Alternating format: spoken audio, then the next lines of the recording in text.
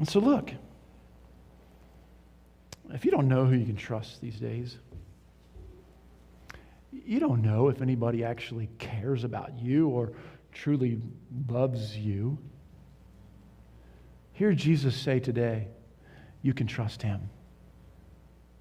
He will love you perfectly. You can know that.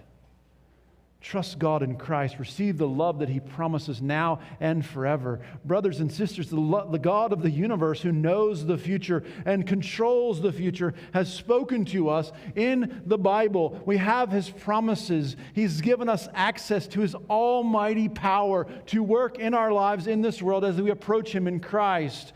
Believe his promises. Jesus says, go to the Father and ask.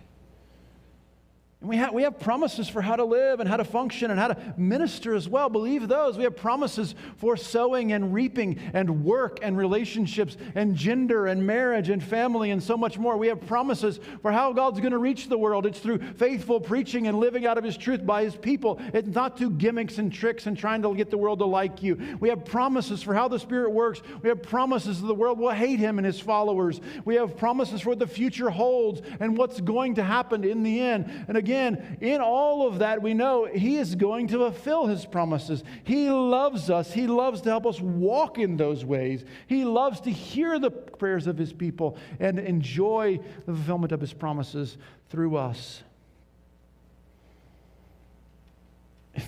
Since that is true, why don't we long to know him, trust him, his promises more than anyone else? Why don't you spend more time with this wonderful, loving Father than with the latest news outlet or media mogul?